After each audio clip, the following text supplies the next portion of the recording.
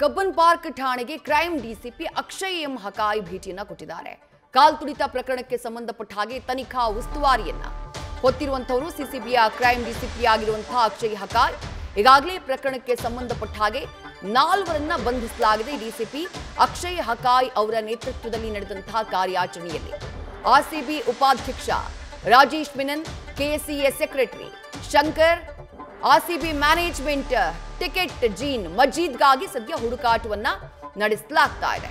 3 ಪ್ರತ್ಯೇಕ ತಂಡವನ್ನ ರಚನೆ ಮಾಡಿ ಸಿಸಿಬಿ ಹುಡುಕಾಟವನ್ನ ನಡೆಸ್ತಾ ಇದೆ. ಅಕ್ಷಯ್ ಎಂ ಹಕಾಯ್ ಪ್ರಕರಣದ ತನಿಖಾ ಉಸ್ತುವಾರಿಯನ್ನ ವಹಿಸಿಕೊಂಡಿರುವವರು.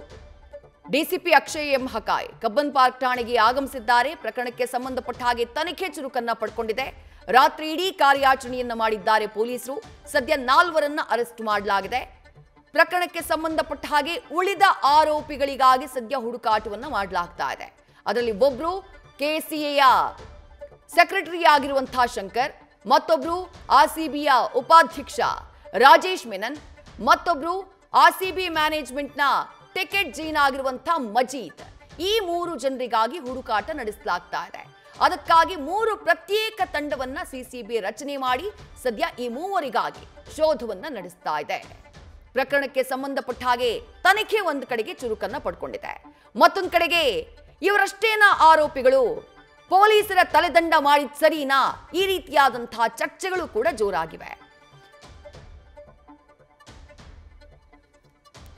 ತಪ್ಪಿತಸ್ಥರ ಲಿಸ್ಟ್ ಅನ್ನ ಮಾಡುವಂತಹ ಸಂದರ್ಭದಲ್ಲಿ ಕಠಿಣ ಕ್ರಮ ಆಗಬೇಕು ತಪ್ಪಿತಸ್ಥರಿಗೆ ಅನ್ನೋದು ಎಲ್ಲರ ಆಗ್ರಹ ಆಗಿತ್ತು. 11 ಜನರ ಪ್ರಾಣ ಹೋಗಿದೆ, 11 ಮನೆಯ ಬೆಳಕು ಆರಿ ಹೋಗಿದೆ.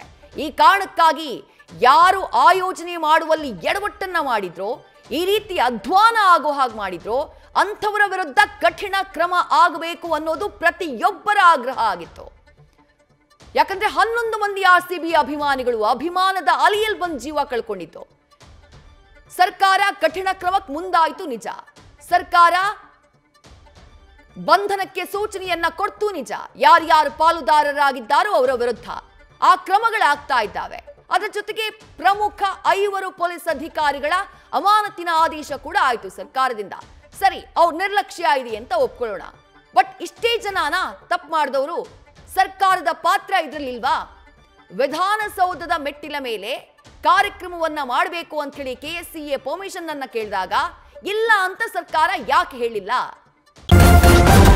ನ್ಯೂಸ್ ಫಸ್ಟ್ ನಿರ್ಭೀತಿಯಿಂದ ನಿಮ್ಮ ಪರವಾಗಿ.